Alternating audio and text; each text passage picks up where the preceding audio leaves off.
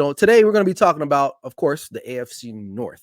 And particularly, we're going to start with your team, the Baltimore Ravens. Now, this team was teetering a little bit. Your quarterback wasn't under contract or was kind of getting ready to sit out. The former 2019 NFL MVP. Your wide receiver room was basically just a bunch of cripples. All right, with handicap factors. And then you go ahead and you sign OBJ, right? And then you draft Zay Flowers out of Boston College to help bolster that offense a little bit. And then you guys finished 10-7 last year, despite Lamar missing 7 games, if I'm not mistaken, right? I think it was. And then he missed all 7 games. Of course, you lost to the Bengals, which probably didn't sit well with you. But one bright note, though, you guys made the trade for Roquan Smith, who I felt like he changed your defense immediately when he came in. And then your head coach is really good at winning a lot of regular season games. Like John Harbaugh, one of the best coaches, I think, still in the National Football League. But they just got to get over that hump. So, I mean, before I let you kind of dive in on the Ravens, the last thing I'll finish up is that I think that the Ravens are going to be strongly banking on OBJ, Zay Flowers, guys like that, to be key contributors to the offense early and often this year, especially with Lamar Jackson. And then health. Health is a major concern for this team. Injuries have plagued this team the last couple of years. So, with that said, I think if everything comes to fruition and no one is injured or misses a significant amount of time, this is one of the better teams, not just in the AFC, but in the National Football League. So, Dev, give the floor to you. What are your thoughts about the Ravens going into this upcoming 2023 NFL season? Man, first of all, finally we got that deal done with Lamar, man, because that was the most scariest part, because when we drafted Lamar, we pretty much changed our whole organization for Lamar, changed the whole offensive scheme, was able to try to base around his strength. So to let him almost walk out that door was like a ugly sight for the Ravens, man, because I couldn't imagine us starting over with a rookie quarterback all over again and trying to figure out how to run our offense. So that was the great thing that Lamar finally got his 5-year deal, what he was looking for. I know it wasn't a fully guaranteed contract that he was trying to really strive for, but he was able to, him and Eric DeCosta and the rest of the gang was able to come together, sit down to find out what's the great deal, what's the great market for Lamar. And during that time, he was the highest quarterback, just over Jalen Hurts at a week after Jalen Hurts got his contract. Yep. And then, the signing of OBJ. Now, everybody keep thinking that OBJ is going to be our number one wide receiver. I don't think he will be. You know what I mean? With Bateman and EDC having a little Twitter debate during the offseason, trying to figure out who was our number one wide receiver and why our number one wide receivers haven't been so successful in the previous years. I think this is the year that Bateman finally going to have to shut some mouths up this year, because I believe Bateman has all the tools to be a number one wide receiver. He got the speed, he has the size, he can run the wide receiver tree. So I just need him to stay healthy. If he can stay healthy, man, I think big things will come his way. And with the addition of Zay Flowers, I think that now that we gave him the nickname Joystick, he gonna have to live up to that name because that guy is explosive. He's elusive. He can take the defense over the top at times, and I believe that with him taking things over the top, it can open up things more for Mark Andrews and for OBJ to work their magic down in the middle, because OBJ now is up in age. He's 32 now. He's not looking to be that guy that he was in New York, or that guy that Cleveland was trying to make him to be. That top guy, try to force him. You don't have to force OBJ. I think that his name is going to save him a little bit, because a lot of people is going to press coverage. A lot of people is probably going to look like, oh, you're not the same OBJ from previous years and stuff like that. And that's what's going to break out for him and open up things for Bateman, Andrews, because Andrews is still going to be our top guy. You know what I mean? He's still going to be Lamar's safety blanket, the go-to guy. Get the offense, even if the offense gets stagnant, that Mark Andrews is able to be in position to slow things down for Lamar. So I see good things coming. Like I said, I don't see OBJ being the number one wide receiver. I just think that this wide receiver room is going to have is able to take turns of being trying to figure out who is that guy, because we still got Devin Duvernay, we still got Porsche, we still got other wide receivers that's still trying to fight for a job also. So I just think that now that this wide receiver room is more packed, more deep, got more depth, it should open up things more for our offensive side this year. No, I absolutely agree. I think, again, the offense is on paper, it's ready to jump off that page, man. Like you with the guys that they have there. In regards to Bateman, I agree. I think it's time for him to take that next step. Hopefully, following after a guy like an OBJ, even Zay Flowers, guys like who are young to the league, they can look at OBJ as an example. Now we may not agree with some of his off the field tactics, but on the field, OBJ is he's been pretty much locked in, especially winning that Super Bowl in LA. So we'll have to wait and see. But the Ravens they can be a very scary team, especially we've seen that when they're clicking on all cylinders, it's hard to stop them. Now, so they're a scary team. They're like a boom or bust team, in my opinion, because when they're good, they're good. And when Lamar's not playing great, then they can be really bad, especially on the offensive side of things. So, but it's going to be interesting how it all plays out for them. All right. So transitioning, let's talk about a little bit, and I know you want to talk about this, but we have to. Okay, we're breaking down the AFC North. Let's talk about we the got to eat our reigning. veggies all the time too. There you go. Let's talk about the reigning AFC North division champions, the Cincinnati Bengals. Now they finished the year 12-4. They won their last 8 regular season games en route to their second AFC championship game, which they fell to Kansas City Chiefs, which it was still a classic, really good game. Now they averaged about 29 points in that 8-game stretch. That's a lot, man. That offense was cooking on all cylinders, and they also were able to retain the services of Joe Mixon, Jamar Chase, T. Higgins, and Tyler Boyd, despite some of the salary cap concerns that the Bengals have had the last couple of years. And they still, of course, they still got their perennial MVP contender, Joe Burrow. Obviously, we just talked about he's got an injury, but I think he'll be fine. The unsung hero of this squad, though, of this team is their defense. They were 5th in fewest allowed points last season. So a lot of people do not realize that. However, though, they did lose both of their safeties in Von Bell and I believe his name, Jesse Bates, to Atlanta. But they did go ahead in the draft, add Miles Murphy, an edge rusher, to get after the quarterback to maybe kind of offset the secondary woes or that they may have. Now, it's pretty clear that the 2023 season, the Bengals have a target on their back. Now, they won the division the last 2 seasons, so everyone in the North are going to be like, hey, we're coming for you, especially guys, teams like the Ravens, Browns, we'll talk about them, and of course the Steelers, who are kind of like the wild card in this division. But the target has been placed on their back. Now, how will they live up to that? We'll see in the 3rd season in a row. Dev, what are your thoughts on the Bengals?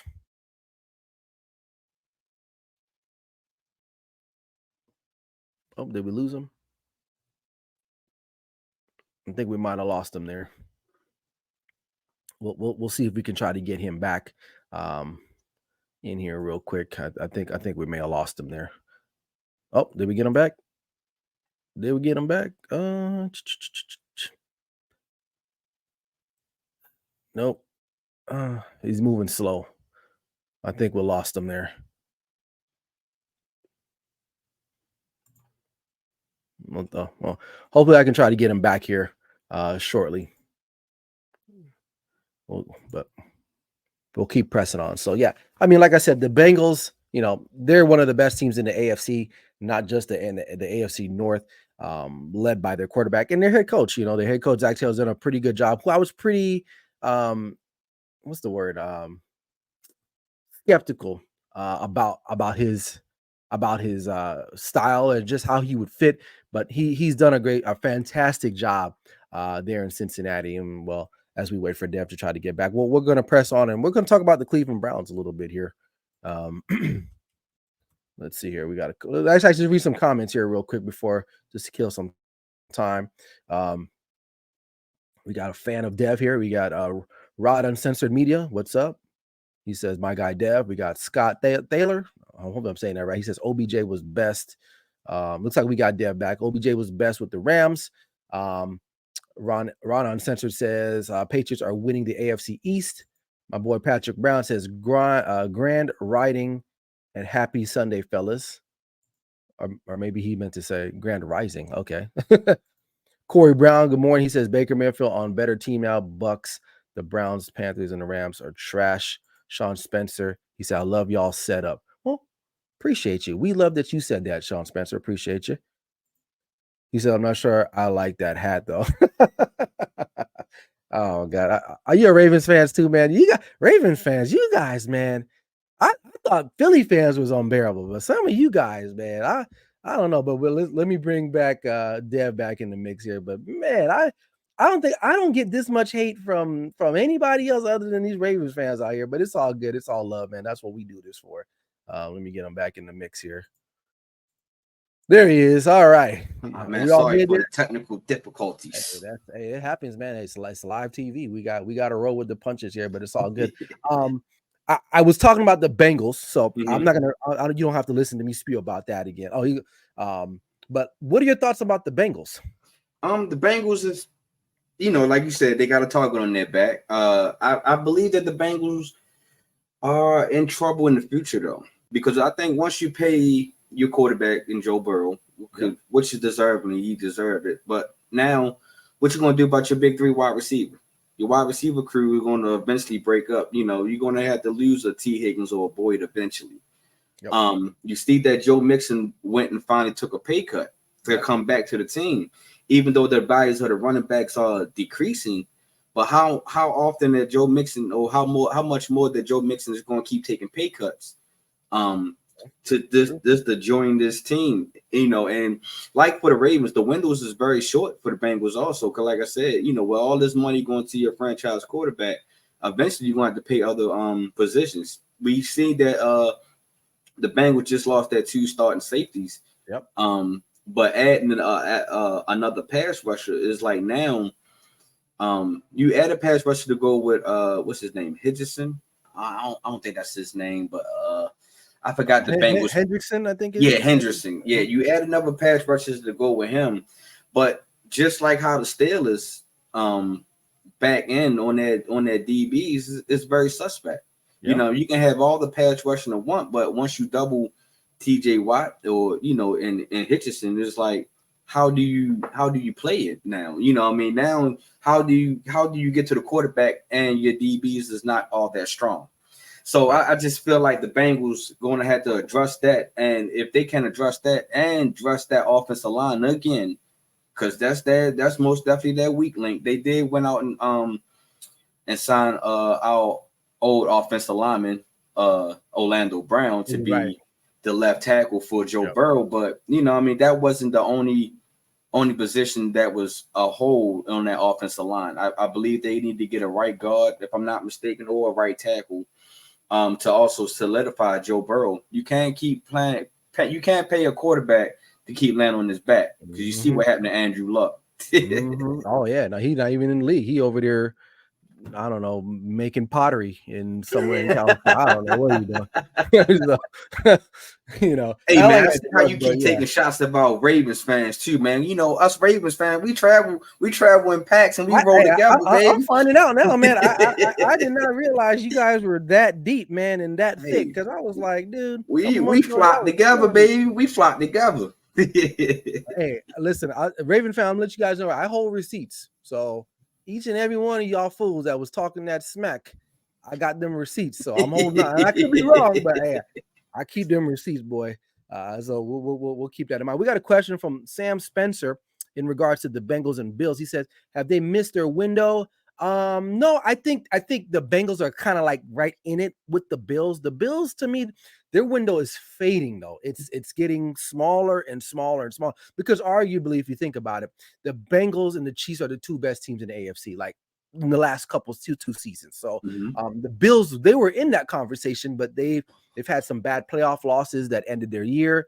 And they haven't really figured out some of the big issues that they've had on their team. So, and then you got a receiver in Stephon Diggs. I don't know, we're not talking about the AFC East, but he's kind of doing what he does typically when he's unhappy. That's how he got himself out of Minnesota. So have they missed their window? No, I don't think they've missed. I don't think they've missed their window. At least the Bills, the window's smaller, but the Bengals, they're kind of right in there because teams have about a 3 to 4 year window where they're really good, unless you're like the freaking Chiefs and you're just gonna be basically pencil you in to be in the Super Bowl. You don't get that quite often anymore. So we'll have to wait and see. Let's see. Sam Spencer says, I'm down 95. I love B more. I'm a Redskins. Okay, so he's a Commanders fan. Okay, I thought he was a Ravens guy. So man, that's even worse. That's even worse. You on 95 South, man. You gotta come up 95 North a little bit. Yeah. All right. Patrick Brown says, Bengals Chiefs must see TV. Yep. He said, did he just call you Sam? Okay. Oh, Sean. Excuse me. I said Sean. It's not Sam Spencer. It's Sean Spencer. Excuse me. Sorry about that. Who is? I don't know who Sam Spencer is. I made that up in my mind. I just be making up people's names. Anyway, AFC North is what I refer to as the UFC division due to the combative battles with neither team can score more than 24 points, which is true unless you're the Bengals because they're averaging about 29 points a game. Corey comes back and says Bills have no running back game. No running back game playoffs. All they do is pass the ball. Correct. And Sean, not Sam Smith. Quick. Sean Spencer says that look though, get off my team. We got the Magic. I am afraid of Magic Johnson being a part ownership of the Commanders. Go back and watch my show last week. I talked about that. Because Magic Johnson got the homies in the hood drinking lattes on the corner Starbucks. If he can do that, he got Bloods and Crips ordering frappes or cappuccinos. So we'll have to wait and see. Got the Dodgers to a World Series in less than 2-3 years. Everywhere he's touched, So all right, but let's stay here with the AFC North. Let's move on. Let's talk about the Cleveland Browns. Now, this team, they're going to be heavily reliant on the services of Deshaun Watson and his ability to rebound and transform himself back into the player that we once saw back in Houston. Now, he's basically been on break for about 2 years. He missed about 2 years of football for some reasons, obviously injuries, and then he's a little perverted. Okay, that's the best way to say it. He played 6 games in 2022 and just threw over 1,100 yards, 7 touchdowns and 5 interceptions, and his completion rate was about 58% or more. Listen, opposing defense when you play the Browns last year, you're going to get a heavy dose of Nick Chubb. Okay, now you're going to figure that out. That's why Deshaun Watson is so vital to what they do. But even Myles Garrett, who had 16 sacks, which is a lot, still could not elevate this team to get them to where they needed to be. Now, the Browns have a top 10 potential quarterback. Like Deshaun Watson is a top 10 quarterback when he's on, right? I mean, I don't think there's no debating that. And if you do, then you might want to go check your insurance and look for some psychiatric help. I'm not saying he is now, but I'm just saying when he's on point, he's arguably one of the top 10 best quarterbacks in the National Football League. Okay, I'll leave it at that. And this team, I mean, look, we look at the Browns and we're like, dude, they got Nick Chubb, Njoku.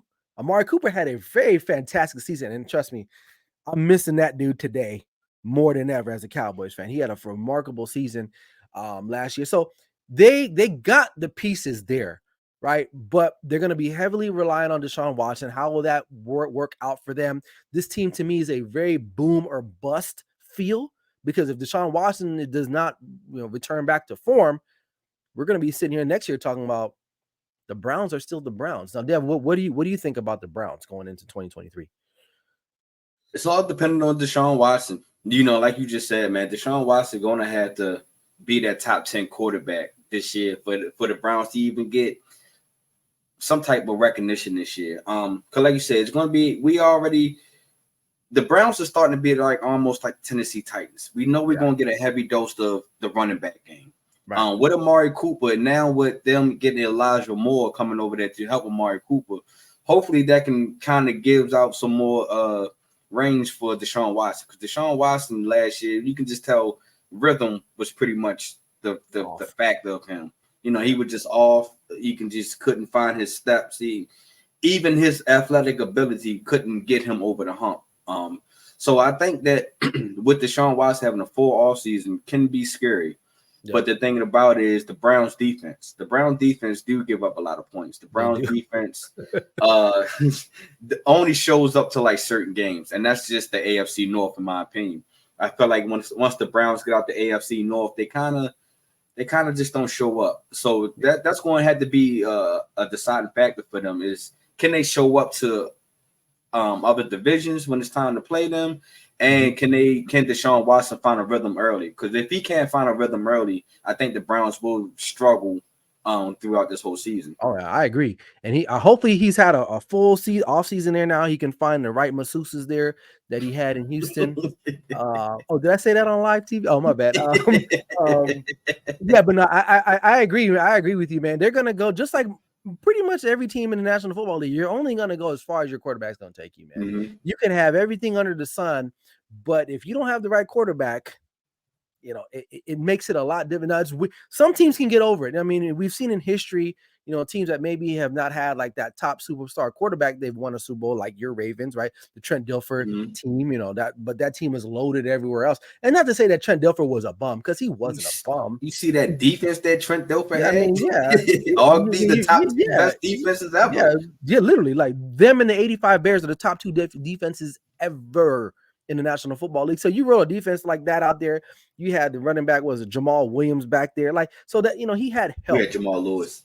Jamal Lewis. Jamal Williams. Jamal Williams is in New Orleans watching anime.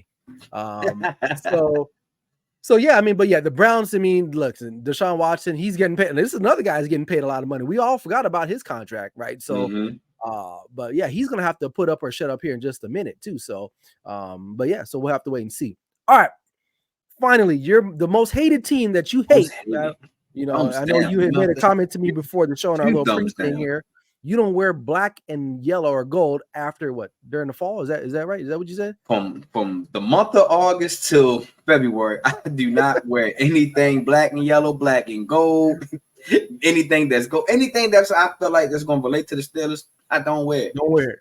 Don't wear it. Okay. I hey, that's I respect that, because you know there's teams in my division that I can't stand, and I feel you on that. So, but I don't even like looking at the colors, certain colors, because it reminds me of certain teams that I just do not like. So, but I'm with you on that. So, Pittsburgh Steelers, that's who we're talking about here. So, their defense was pretty good. They ranked 10th last year. They were 11th in points allowed, and you know, even though they have one of the defensive players of the year, TJ Watt, you know. He was missing for 7 to 8 games. They still turned out a 9-8 season, which I guess, you know, is a success, because if you think about it, you know, you're missing one of the best players in all of football. You had a rookie quarterback. First, they started off with Mitchell Trubisky. Like, we all knew that what was going to happen with that. But they ended up 9-8, and they won 6 games down the stretch. Some big games against your Baltimore Ravens, I believe, on a Sunday night football. So, which was a big win for them. It kind of kept them in the playoff hunt, even though they didn't make it because of, you know, mathematics. But still, you know, pretty good game. But that's still a concern for them as the quarterback. Can Kenny Pickett pick up where he left off last year? Now, they did not give him the full reins to the offense. The guy barely threw for like 2,000 yards, barely, only 10 touchdowns, and had 9 interceptions in 13 games as a starter. So it's a lot. And then Najee Harris barely cracked 1,000 yards and only had 7 touchdowns. With it, you know, Najee Harris is a talent, right? And he only had 3.8 yards per carry, which is not. You want it up there. You want it in the mid 4s as a running back. So, but they didn't quite get there. So now, reportedly out of camp right now, that Kenny Pickett has looked really good. Of course, everyone looks good in shorts and a t-shirt. But then, you know, the bullets start flying. But then they added Allen Robinson. A lot of people forgot about this move early on. This is months ago when Allen Robinson was added to the roster. Then they also added linebacker Cole Holcomb, and then they drafted Joey Porter Jr., a legacy of the Pittsburgh Steelers. So to help bolster a defense that's already really good. Now, listen, as far as where they stand in the division, I'm like I said, I'm not picking the divisions today. I'm just kind of going through a preview. They're going to be on the lower end of it because there's a lot of questions, a lot of unproven. One thing about the Steelers, I will say 2 things I know. Number 1, their defense is going to be good. And number 2, their head coach, Mike Tomlin, always has the crispiest edge ups of any coach in the National Football League. Okay, so those are the 2 things I know about the Pittsburgh Steelers. But real talk, I mean, look, Mike Tomlin is a great coach. He's a great coach. Never had a losing season. And I seen in the comments someone said that he's going to have a losing season this year. As Lee Corso would say, not so fast. I think they're still going to have a winning season. Now, where they fall in the division, that's a whole nother thing. But if they can figure things out on the offensive side of things, unlike the Ravens who are like, and the Bengals who are just potent on offense, the Steelers got to figure out what's going to happen on offense because they got some guys. They got Deontay Johnson. Who's the kid they just I forgot his name. George Pickens, who could be a dude there. Najee Harris. Now the offensive line still needs a little bit of work, but the Steelers are kind of in that conversation, man. This is a good division, but where do you stand on the Pittsburgh Steelers for 2023? Underneath my feet. You know, I mean, no, on the for real though. Steelers, I feel like the Steelers most definitely gonna have to find their identity.